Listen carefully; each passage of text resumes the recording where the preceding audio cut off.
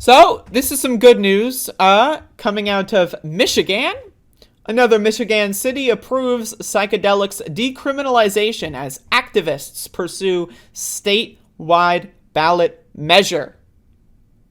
I'd like to remind everyone there are now, including Hazel Park, a list of cities that you can go to, some in the state of Michigan, where certain experiences are not illegal and you will not go to jail for getting certain medicines.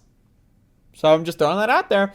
Yet another Michigan city has moved to decriminalize psychedelics like psilocybin and ibogaine as activists continue to pursue a broader statewide policy change to legalize the entheogenic substances through the ballot. The sponsor of the newly enacted local measure gave compelling testimony out of Tuesday's vote, noting that he's personally used psilocybin to treat depression and anxiety. The Hazel Park City Council unanimously approved the resolution, which was supported by Decriminalized Nature Hazel Park and sponsored by Council member Luke Londo. With the body's vote, Hazel Park becomes the third city in Michigan to enact the reform after Ann Arbor and Detroit.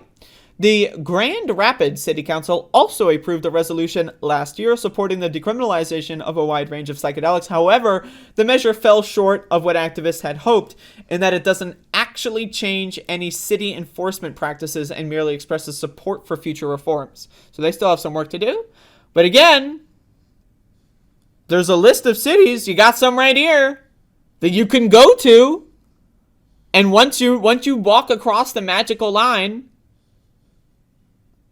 you're allowed to have certain kinds of medicines that you wouldn't in other places if you go on the other side of the magical line. I'm just saying. I'm just throwing this out there. I'm not suggesting anything. I'm just saying. It seems like just yesterday across the state we were discussing whether or not marijuana and THC had legitimate medicinal and therapeutic effects, and now any discussion to the contrary is laughable and flies in the face of mountains of academic research, he told colleagues. So here we are years later with entheogenic plants. Technically they're fungi, but okay. While the substances may be different, the underlying conclusion is the same. The Hazel Park resolution first discusses the therapeutic potential of psychedelics for conditions like post-traumatic stress disorder, depression, end-of-life anxiety, and cluster headaches. It concludes by saying the mayor and the city council hereby declare that it shall be the policy of the city of Hazel Park that the investigation and arrest of persons for planting, cultivating, purchasing, transporting, distributing, engaging in practices with, or possessing entheogenic plants or fungi, or plant compounds, which are on the federal Schedule 1 list, shall be the lowest law enforcement priority. The measure further states that city funds and resources shall not be used in any investigation, detention, arrest, or prosecution arising out of alleged violations of state and federal law regarding the use of entheogenic plants or fungi. The resolution clarifies that it does not authorize commercial sales, consumption, or possession in schools or by minors, or driving while under the influence of substances like psilocybin. Again, you don't want to be driving on mushrooms. I don't even know how to drive, but like the concept, even just in theory, scares the shit out of me. And also, yes, third graders should not be passing around magic mushrooms. No shit. But also, it doesn't authorize commercial sales. Now again, commercial sales? Does that mean you can't sell to a buddy? Hey, I don't know. Look up the law. I'm just saying. Commercial sales. It means you can't start a business based on it. That doesn't mean you can't get ready to start a business. Hey, I'm just saying. I'm just throwing this out there. Right? What happened with marijuana, right? Well, in some areas, they started to get decriminalized. People would learn how to grow marijuana. And then all of a sudden, right, the state legalizes it in a way where they only hand out licenses, right, to people that already have proof that you can do it, right? So let's say, I don't know, it's all of a sudden, right? All of a sudden, you can go to these places, these cities, right? I just gave you a list in Michigan. There's more in California, Oregon, the whole state. You can go, you can learn how to produce these things. And then maybe, eventually, in 5 years, it'll be legal to sell commercially. And by that point, you'll have already figured out how to mass produce them. Hey, I'm just throwing this out there. It's an idea. I'm just saying, I'm just throwing ideas out there. It's the free market of ideas. So there you go. After Ann Arbor decriminalized entheogenic plants and fungi, local lawmakers then declared September Entheogenic Plants and Fungi Awareness Month.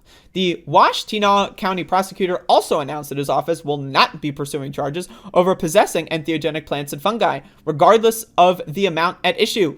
Under the Hazel Park resolution, it says the mayor and council are calling upon the Oakland County prosecuting attorney to do the same. I'm just saying, y'all. I'm just throwing some ideas out there. All of this comes as activists with Decriminalized Nature Michigan seek to place an initiative on the statewide November ballot to legalize, now again, note the language here, legalize possessing, cultivating, and sharing psychedelics and set up a system for their therapeutic and spiritual use. Am I suggesting that everyone move to Michigan and vote for this? No. Is that something you could do? If it's an option. I'm just suggesting that to people. Because again, what happened with weed? A couple states are like, all right, we'll legalize it. And then what happened? Now all of a sudden, half the country is like, all right. And it's like, what, 4 years later? 6 years later? So, you know, the first state, Oregon, they just decriminalized everything, right? So that opens the door that says this is possible. Right? Couple more states. Michigan, right? California's got some bills in their state legislature, whatever, for all that too as well. Right? Couple more states. It's a domino effect, right? Every time, every cycle, every 2 years, there's going to be more states that are going to be doing this. And the more that did it the previous cycle, the more they're going to be willing to do it the next cycle. So, the Michigan ballot measure would legalize a range of entheogenic substances for adults 18 and older. Laws currently prohibiting blah, blah, yeah. There's also a sales component with the measure authorizing entities designated by a hospital or psychiatric hospital that has received certificate of need from the State Department of Health and Human Services to cultivate and sell psychedelics to people whose doctors have issued a written recommendation for it. So, what you do is you know a doctor and you know how to cultivate certain things. Now, am I suggesting people do this? No, but you could, right? And then that doctor's like, all right, you probably could do, mushrooms would probably help you out. So I'm going to let you go, talk to my friend over there. And then, they come into your totally not a store, because it's not a store, you can't sell it, but a building where you grow and, produce things with the intent to give them to other people. They walk in, they show you the prescription, you have a conversation about rainbows, and then they're off on their day. I mean, I'm just saying. Just throwing this out there. So there you go. Good news. Not everything in the world is terrible.